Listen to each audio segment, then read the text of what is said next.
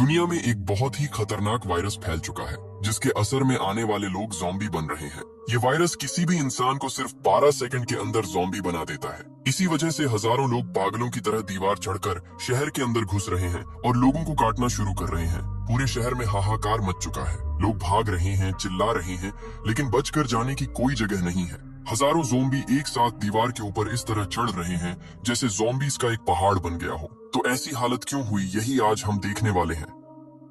तो कहानी शुरू होती है एक शांत परिवार को दिखाते हुए। सुबह के समय दो छोटी बेटियां रेचल और कॉनी दौड़कर अपने मम्मी पापा के कमरे में आती हैं और उन्हें नींद से जगा देती हैं। उनके पिता जेरी यूनाइटेड नेशंस के एक इन्वेस्टिगेटर के रूप में काम करते थे और उनकी माँ एक हाउसवाइफ थी। उनका परिवार बहुत खुशहाल था। ठीक से नींद न होने के बावजूद जेरी अपने परिवार के लिए नाश्ता बनाना शुरू कर देता है। घर का माहौल काफी खुशगवार था। बच्चियां हंस रही थी, माँ बाप आपस में बातें कर रहे थे। ठीक उसी समय टीवी पर न्यूज चल रही थी। वहाँ दिखाया जा रहा था कि किसी इमरजेंसी सिचुएशन की वजह से पुलिस सड़क पर बहुत तेजी से दौड़ रही है, लेकिन जेरी और कैरन इसे एक सामान्य घटना समझकर नजरअंदाज कर देते हैं और अपनी दोनों बेटियों रेचल और कोनी को स्कूल छोड़ने के लिए घर से निकलते हैं। कुछ देर बाद सड़क पर भयानक ट्रैफिक जैम दिखाई देता है। रेडियो पर खबरें चल रही थीं और पीछे बैठी बच्चियां गाना गा रही थीं। जेरी अपनी पत्नी कैरन के साथ मजाक कर रहा था और बच्चियों से कह रहा था कि वे घर लौटकर पैनकेक खाएंगी। तभी रेडियो पर खबर आती है कि अलग अलग देशों में रेबीज जैसी कोई और खतरनाक बीमारी फैल रही है।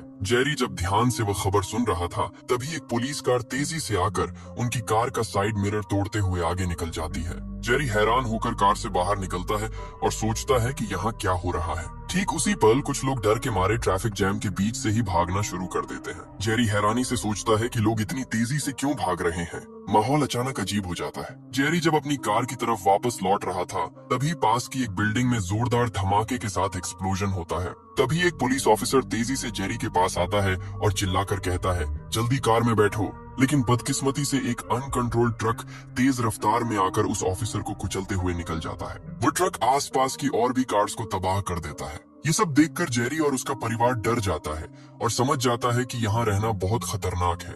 इसलिए वे कार लेकर वहां से निकलने की कोशिश करते हैं। दूसरे लोग अपनी अपनी कार स्टार्ट कर रहे थे, लेकिन जेरी समझदारी दिखाता है। वह समझ जाता है कि ट्रैफिक में फंसे रहना बेवकूफी होगी, इसलिए वह उसी ट्रक के पीछे पीछे ड्राइव करता है और तेजी से रास्ता पार कर जाता है। ट्रक ड्राइवर के ब्रेक्स काम नहीं कर रहे थे और आखिर में ट्रक क्रैश हो जाता है। जेरी फिर भी अपने परिवार के लिए सुरक्षित जगह तलाश कर रहा था। दूसरी तरफ उसकी पत्नी पीछे सीट पर बच्चियों को संभालकर उन्हें हिम्मत दे रही थी। डर की वजह से रेचल अपनी माँ के पास जाना चाहती थी, लेकिन जेरी ऐसा नहीं चाहता था। कार चलाते समय जेरी बार बार पीछे देखने की कोशिश कर रहा था और ठीक तभी उसका ध्यान हट जाता है और कार एक एम्बुलेंस से टकरा जाती है। टक्कर बहुत जोरदार थी। कुछ देर के लिए जेरी और कैरन बेहोश हो जाते हैं, लेकिन किस्मत से सबको होश आ जाता है। बाहर का नजारा तब तक पूरी तरह बदल चुका था। लोग एक अजीब वायरस से इन्फेक्टेड होकर ज़ॉम्बी जैसी हरकतें कर रहे थे। सामने जो भी मिल रहा था उसे काट रहे थे। पूरा शहर कुछ ही मिनट्स में एक भयानक नरक में बदल चुका था। यह देखकर जेरी जल्दी से अपनी छोटी बेटी कोनी को गोद में उठा लेता है। वह और कैरन पास में एक आरवी कार देखते हैं जिसके अंदर की मौजूद थी।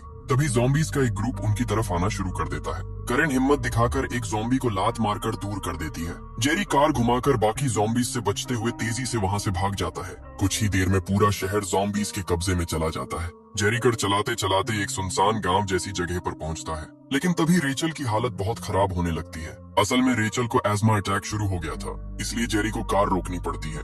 वह कार रोककर रेचल को चेक करता है और इस प्रॉब्लम का सोल्यूशन खोजने लगता है। आखिर में वह फैसला करता है कि पास की फार्मेसी में जाना ही ठीक रहेगा। जेरी फिर से कार स्टार्ट करने की कोशिश करता है, लेकिन इस बार कार आसानी से स्टार्ट नहीं हो रही थी। तभी जेरी की पत्नी के फोन पर एक कॉल आती है। फोन उसके दोस्त थियरी ने किया था।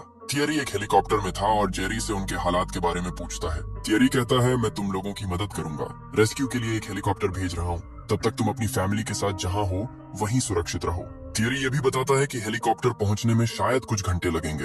ये सुनकर जेरी अपनी बेटी का इनहेलर ढूंढने के लिए निकल जाता है। जल्दी ही जेरी को एक सुपरमार्केट दिखाई देता है, लेकिन वहाँ भी हालत कंट्रोल से बाहर थी। लोग खाने के लिए लड़ाई कर रहे थे और चारों तरफ अफरा तफरी थी। समय बहुत कम था, इसलिए जेरी फैसला करता है कि फैमिली दो हिस्सों में बंट जाएगी। जेरी और रेचल इनहेलर ढूंढेंगे और करीन और कोनी खाना ढूंढेंगी। कुछ देर बाद अचानक जेरी को कोनी की चीख सुनाई देती है। दो आदमी कारिन पर हमला करके उसे लूटने की कोशिश कर रहे थे। जेरी मदद के लिए दौड़ता है, लेकिन उनमें से एक आदमी तुरंत गन निकाल लेता है। बिना किसी झिझक के जेरी जवाबी एक्शन लेता है। 2 राउंड गोली चलाने के बाद वह आदमी जमीन पर गिर जाता है। बदकिस्मती से एक पुलिस ऑफिसर सब कुछ देख रहा था। जेरी उसे समझाने के लिए हाथ ऊपर करता है, लेकिन ऑफिसर उल्टा कुछ और करता है। वो उसकी बात सुनने के बजाय स्टोर से खाना उठाना शुरू कर देता है। जेरी और उसका परिवार तेजी से वहाँ से भाग जाता है, लेकिन बाहर रखी कार अब उन्हें नहीं मिलती।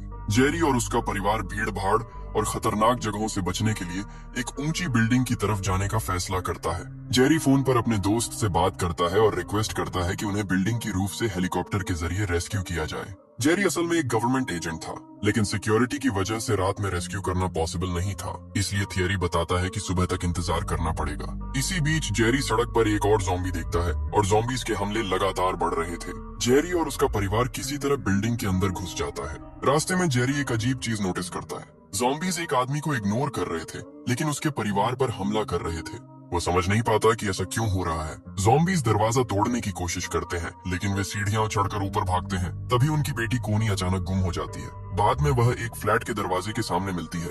कोनी की आवाज सुनकर उस फ्लैट में रहने वाला एक लैटिन फैमिली दरवाजा खोल देता है और उन्हें शेल्टर देता है। उनका छोटा बेटा टॉमी इंग्लिश जानता था, इसलिए बात करना आसान हो जाता है। वे जेरी के परिवार को खाना देते हैं और रात वहीं बिताने को कहते हैं। इधर रेडियो पर अनाउंसमेंट हो रहा था कि इस ज़ॉम्बी वायरस की वजह से सभी को कुछ हफ्तों तक अपने घरों में ही रहना होगा। अगली सुबह जेरी नींद से जागकर उस फैमिली से कहता है कि यहाँ रहना डेंजरस है और उन्हें उसके साथ यहाँ से निकलना चाहिए, लेकिन डर की वजह से वे राजी नहीं होते।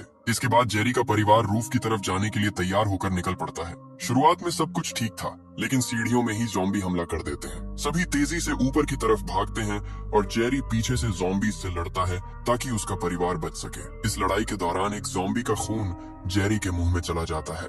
तब जेरी को लगता है कि शायद वह इन्फेक्टेड हो गया है। वह तुरंत रूफ के किनारे जाकर खड़ा हो जाता है और 12 सेकंड गिनना शुरू करता है, ताकि अगर वह ज़ॉम्बी बन जाए तो उसके परिवार को कोई नुकसान न हो। लेकिन 12 सेकंड गुजर जाने के बाद भी उसे कुछ नहीं होता। इसका मतलब वह अब सुरक्षित था। जेरी की पत्नी फ्लेयर गन से हेलीकॉप्टर को सिग्नल देती है। हेलीकॉप्टर बिल्डिंग की रूफ पर उतरता है। तभी टॉमी नाम का वह लड़का भी उनके साथ जुड़ जाता है, क्योंकि उसके परिवार पर ज़ॉम्बीज ने हमला कर दिया था। कारिन और बच्चियां हेलीकॉप्टर में बैठ जाती हैं। जेरी पीछे से ज़ॉम्बीज को रोक कर रखता है और सोल्जर्स उनकी मदद करते हैं, और आखिरी पल में जेरी भी कूदकर हेलीकॉप्टर में चढ़ जाता है। फिलहाल वे ज़ॉम्बीज के हाथों से बच जाते हैं। हेलीकॉप्टर शहर के ऊपर से उड़ रहा था और शहर की हालत बहुत भयानक थी। चारों तरफ अनगिनत ज़ॉम्बीज लोगों पर हमला कर रहे थे। इसके बाद उन्हें अटलांटिक ओशन में मौजूद एक विशाल मिलिट्री शिप पर ले जाया जाता है।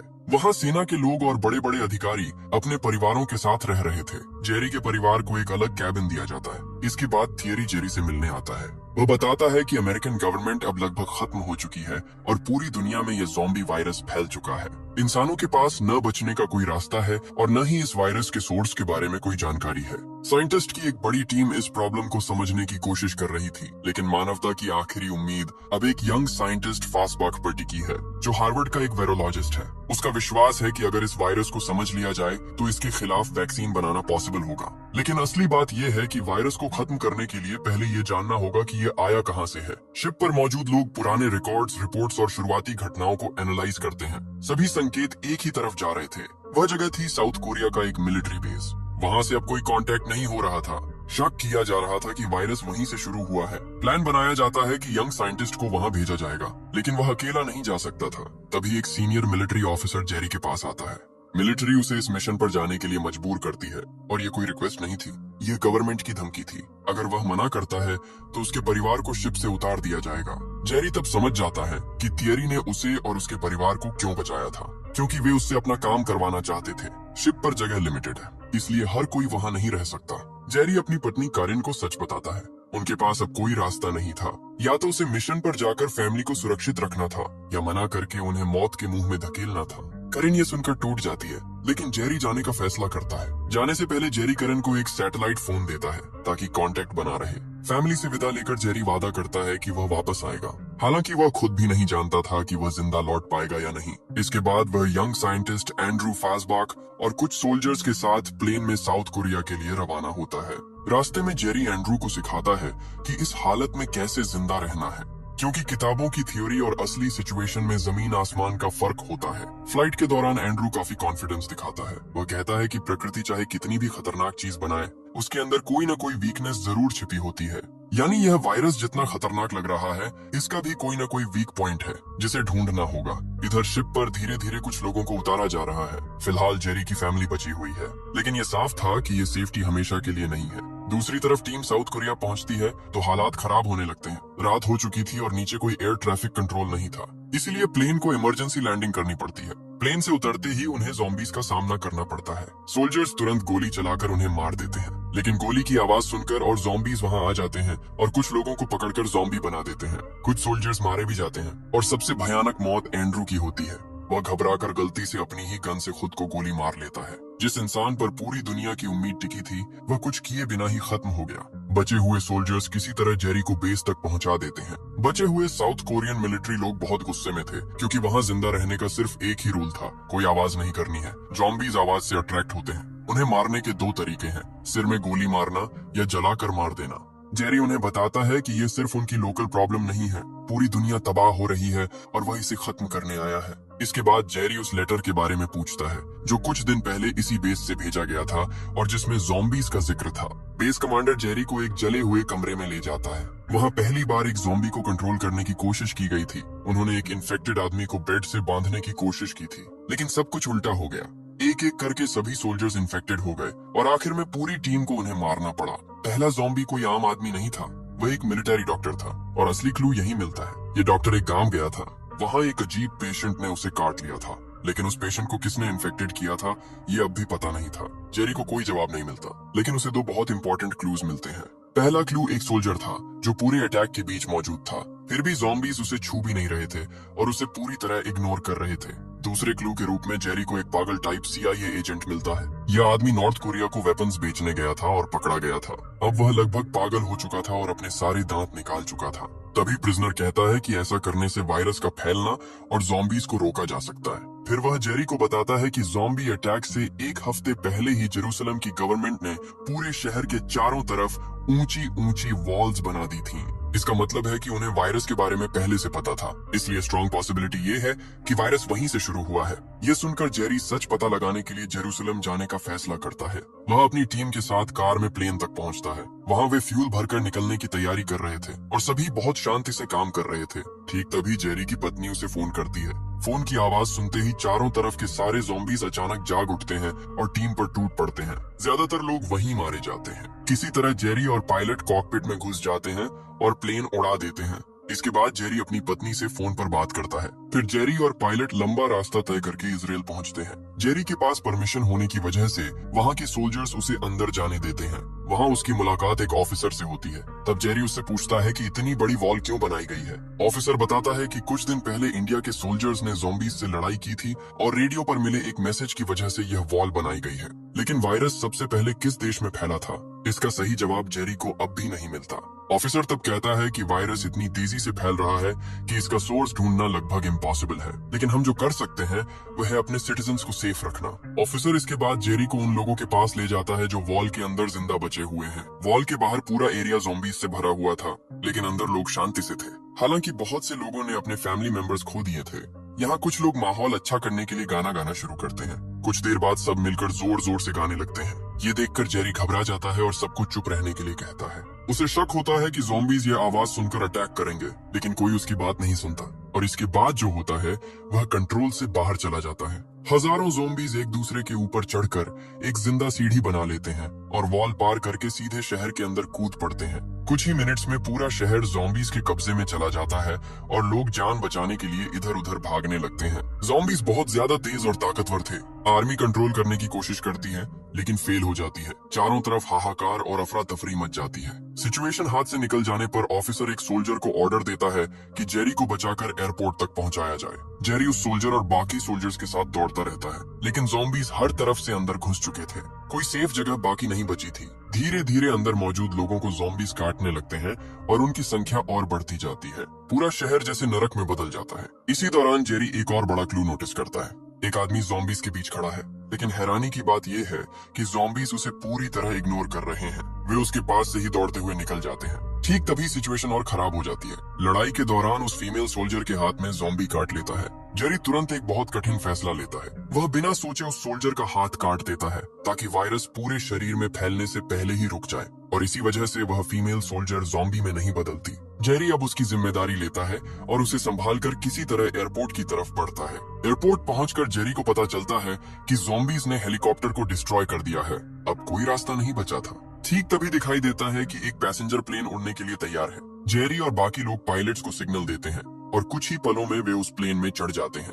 प्लेन में मौजूद पायलट्स नहीं जानते थे कि कहां जाना है, लेकिन फिलहाल ज़ॉम्बीज से भरे एरिया से निकलना सबसे जरूरी था, इसलिए वे जल्दी से प्लेन उड़ा देते हैं। किसी तरह प्लेन उस तबाही से भरे शहर से निकलकर सुरक्षित आसमान में पहुंच जाता है। थोड़ा शांत होने के बाद जेरी उस फीमेल सोल्जर के कटे हुए हाथ का इलाज करना शुरू करता है। सोल्जर बहुत दर्द में थी, लेकिन उसने हिम्मत नहीं हारी। प्लेन में बहुत से लोग थे। जेरी तब एक बात के बारे में गहराई से सोचता है। अब तक उसने जितने भी ज़ॉम्बी अटैक्स देखे थे, उनमें एक बात कॉमन थी। जिन लोगों को ज़ॉम्बीज ने टारगेट नहीं किया था, उनमें से ज्यादातर किसी न किसी गंभीर बीमारी से पीड़ित थे। तब जेरी समझ जाता है कि यह जानकारी बहुत मूल्यवान हो सकती है। वह तुरंत अपनी पत्नी और थियरी से कांटेक्ट करता है। इसके बाद वह पायलट से रिक्वेस्ट करता है कि डेस्टिनेशन पर पहुंचने से पहले उन्हें पास के एक रिसर्च सेंटर में उतार दिया जाए। पायलट इस बात पर सहमत हो जाते हैं और अपना रूट बदल देते हैं। जेरी इस बार थोड़ा आराम से बैठा था, लेकिन एक छोटी सी गलती सब कुछ तबाह कर देती है। एक फ्लाइट अटेंडेंट गलती से कार्गो होल्ड का डोर खोल देती है। अंदर से एक ज़ॉम्बी बाहर निकलता है और कुछ ही सेकंड्स में कैबिन में हाहाकार मच जाता है। लोग तेजी से इन्फेक्टेड होने लगते हैं। सब अपने सामान से रास्ता रोककर ज़ॉम्बीज को रोकने की कोशिश करते हैं, लेकिन बदकिस्मती से एक आदमी के हाथ से बैग गिर जाता है और बहुत तेज आवाज होती है। ज़ॉम्बी उस आवाज से आकर्षित होकर लोगों पर टूट पड़ते हैं और संक्रमण फैला देते हैं। जेरी तुरंत एक आइडिया निकालता है। वो उस सोल्जर से एक ग्रेनेड लेता है और ज़ॉम्बीज की तरफ फेंक देता है। एक्सप्लोजन की वजह से प्लेन के शरीर में एक बड़ा होल बन जाता है और कैबिन का एयर प्रेशर कम हो जाता है। इससे अंदर मौजूद सारे ज़ॉम्बीज हवा के दबाव से प्लेन से बाहर निकल जाते हैं। जेरी और वह सोल्जर सीट बेल्ट से बंधे होने की वजह से इस बार बच जाते हैं, लेकिन एक ज़ॉम्बी प्लेन में फंस जाने की वजह से इंजन खराब हो जाता है और प्लेन बुरी तरह डैमेज होकर जंगल के अंदर क्रैश हो जाता है। प्लेन क्रैश इतना भयानक था कि सिर्फ 2 लोग जिंदा बचते हैं, और वे 2 लोग थे जेरी और वही फीमेल सोल्जर। एक्सीडेंट में फीमेल सोल्जर को ज्यादा चोट नहीं लगती, लेकिन जेरी के पेट में प्लेन का मेटल पीस घुस जाता है और वह गंभीर रूप से घायल हो जाता है। खुशकिस्मती से प्लेन एक मेडिकल रिसर्च सेंटर के पास क्रैश हुआ था। वह लड़की किसी तरह घायल जेरी को खींचकर उस सेंटर के गेट तक ले जाती है, लेकिन वहां पहुंचते ही जेरी बेहोश हो जाता है। दूसरी तरफ मिलिट्री शिप पर प्लेन से कांटेक्ट टूट जाता है। सभी मान लेते हैं कि जेरी मर चुका है। सिर्फ थियरी को विश्वास था कि वह जिंदा है, लेकिन सिस्टम के सामने किसी के इमोशन की कोई वैल्यू नहीं थी। जेरी को डेड मान लेने की वजह से उसकी फैमिली को शिप पर रखना बेकार समझा जाता है, इसलिए तुरंत उन्हें शिप से बाहर निकाल दिया जाता है। उसकी पत्नी और बच्चों को हेलीकॉप्टर से एक रिफ्यूजी कैंप भेज दिया जाता है। इधर मेडिकल सेंटर में जेरी का इलाज किया जाता है और वह सक्सेसफुल भी होता है। वह जिंदा लौट आता है, लेकिन वहाँ के डॉक्टर्स उस पर भरोसा नहीं कर रहे थे, बल्कि उसे शक की नजर से देखकर पूछताछ कर रहे थे। जेरी की सिर्फ एक चिंता थी, उसकी फैमिली। वह बार बार शिप से कांटेक्ट करने के लिए कहता है। आखिर में थियरी का फोन आता है और जेरी को सही सच पता चलता है। उसकी फैमिली को एक कैंप में भेज दिया गया है। ये सुनकर जेरी बहुत गुस्सा हो जाता है, क्योंकि उसने अपनी जान दांव पर लगाकर मिशन पर सिर्फ अपनी फैमिली को सेफ रखने के लिए गया था, लेकिन अब उन्होंने उसकी फैमिली को अनसेफ जगह भेज दिया था। मेडिकल सेंटर का डायरेक्टर उसे शांत करने की कोशिश करता है और कहता है कि उसका अपना परिवार भी अब ज़ॉम्बी बन चुका है। जेरी तब समझता है कि हर किसी का अपना दुख है। इसके बाद वह साइंटिस्ट्स को समझाकर बताता है कि वह यहाँ क्यों आया है। वह उन्हें कहता है कि ज़ॉम्बीज बीमार लोगों पर अटैक नहीं कर रहे हैं। अगर वे ऐसी कोई बीमारी ढूंढ लें जो इंसान को फिलहाल बीमार बना दे, तो ज़ॉम्बीज उन्हें नहीं काटेंगे, क्योंकि ज़ॉम्बीज सिर्फ हेल्थी लोगों को काट रहे हैं। तब साइंटिस्ट सोचते हैं कि जेरी का यह क्लू शायद किसी वैक्सीन या ट्रीटमेंट का रास्ता दिखा सकता है। जेरी वैज्ञानिक को समझाता है कि प्रकृति में शिकारी जानवर बीमार शिकार पर हमला नहीं करते।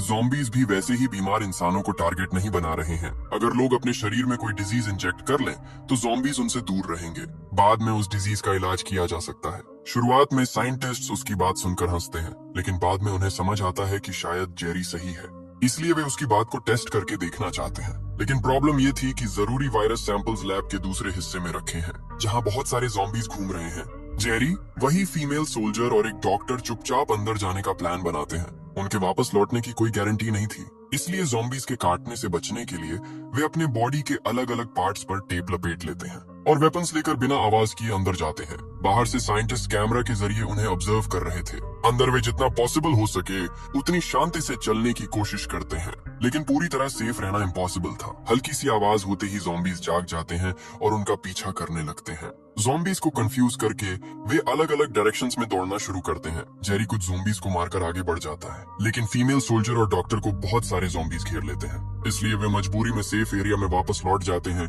अब जेरी अंदर अकेला था। रिसर्च लैब के अंदर जाने के लिए एक पासवर्ड चाहिए था, जो बाहर से साइंटिस्ट्स उसे फोन के जरिए बता देते हैं। जेरी अंदर जाकर सुरक्षा के लिए दरवाजा लॉक कर देता है और वायरस की तलाश में लग जाता है। वहाँ बहुत सारे डिजीजेस के सैंपल्स थे। जेरी समझ नहीं पा रहा था कि उसके लिए कौन सा सही होगा। वह सोचता है कि सभी कैप्सूल्स को एक बॉक्स में भर कर ले जाए, लेकिन तभी दरवाजे के सामने एक ज़ॉम्बी आ जाता है। बाहर निकलने का अब कोई रास्ता नहीं था और ज़ॉम्बी को कंफ्यूज करने के लिए वहाँ कोई दूसरा इंसान भी नहीं था। जेरी तब फैसला करता है कि वह रिस्क लेगा। गलत वायरस शरीर में जाने पर उसकी मौत तय थी। जेरी एक वायरस का इंजेक्शन चुनता है और कैमरा के सामने साइंटिस्ट से कहता है, मेरे परिवार से कहना कि मैं उनसे बहुत प्यार करता हूँ। इसके बाद वह अपने शरीर में वो वायरस इंजेक्ट कर लेता है। जेरी कुछ देर वायरस का असर समझने के लिए इंतजार करता है। इसके बाद वह हिम्मत करके दरवाजा खोलता है। एक ज़ॉम्बी उसके बिल्कुल पास आ जाता है। ज़ॉम्बी उसे सूंघता है लेकिन काटता नहीं है। इसका मतलब जेरी का प्लान सक्सेसफुल हो गया था। जेरी अब एक तेज आवाज करता है ताकि आसपास मौजूद सारे ज़ॉम्बीज उसकी तरफ दौड़ कर आएं। ज़ॉम्बीज की उस भीड़ के बीच से जेरी बहुत शांति से चलते हुए बाहर निकल जाता है। ज़ॉम्बीज उसे छूते तक नहीं। जेरी की इस डिस्कवरी से साइंटिस्ट्स ऐसी वैक्सीन बनाते हैं जो इंसानों को ज़ॉम्बीज से बचा सकती है। इसके बाद जेरी अपनी फैमिली से फिर मिल जाता है। रिसर्च फैसिलिटी के लोग बड़े स्केल पर वैक्सीन बनाकर पूरी दुनिया में फैलाते हैं। वैक्सीन लेने की वजह से सोल्जर्स ज़ॉम्बीज से सुरक्षित हो जाते हैं और वे पूरी दुनिया में फैले ज़ॉम्बीज को खत्म करना शुरू कर देते हैं। धीरे धीरे दुनिया फिर से सुरक्षित होने लगती है और इस तरह इस डरावनी मूवी की कहानी यहीं खत्म हो जाती है। तो दोस्तों, ये थी आज की घटना। हमने कई तरह की ज़ॉम्बी मूवीज देखी हैं, लेकिन मुझे ये मूवी एक बेस्ट मूवी लगी क्योंकि इसमें हमें एक साथ ज़ॉम्बी फैमिली के लिए प्यार और एक बड़े हिस्से में प्लेन क्रैश की घटना देखने को मिली। ऐसी घटनाएं आप लोगों को बहुत पसंद आती हैं। सब कुछ मिलाकर यह बहुत ही टेंशन और एक्साइटमेंट से भरी कहानी थी। तो कमेंट बॉक्स में जरूर बताइएगा कि ये कहानी आपको कैसी लगी।